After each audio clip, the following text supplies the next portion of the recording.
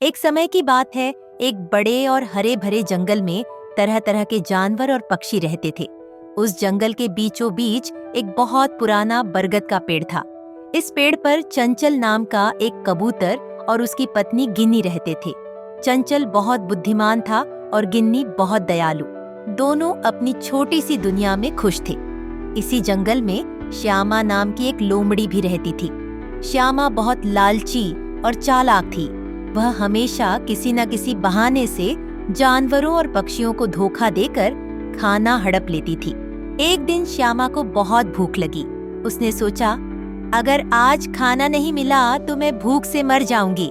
तभी उसकी नजर बरगद के पेड़ पर बैठे चंचल और गिनी पर पड़ी। श्यामा ने मन ही मन एक योजना बनाई। उसने नीचे से आवाज लगाई, ओ चंचल भाई, क्या तुम मुझे सुन सकते हो? चंचल ने नीचे देखा और कहा, क्या बात है श्यामा बहन, इतनी जोर से क्यों चिल्ला रही हो? श्यामा ने मीठी आवाज में कहा, चंचल भाई, मैं आपके लिए एक खुशखबरी लेकर आई हूँ।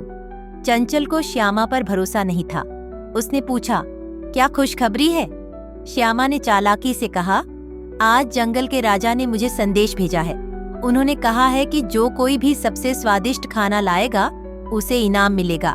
मुझे यकीन है कि गिनी की बनाई चीजें सबसे स्वादिष्ट होंगी। क्या तुम थोड़ा खाना नीचे फेंकोगे? चंचल को समझ में आ गया कि श्यामा धोखा देने की कोशिश कर रही है।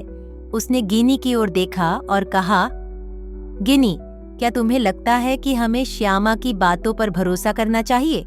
गिनी ने कहा, मुझे श्यामा की बातों पर शक है, लेकिन अगर वह सच बोल रही है तो हमें यह मौका नहीं गंवाना चाहिए।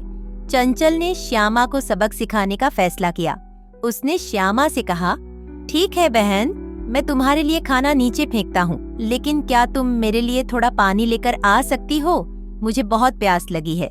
श्यामा ने सोचा, पानी लाने में क्या दिक्कत है? अगर इससे मुझे खाना मिल जाए तो ये सौदा अच्छा है।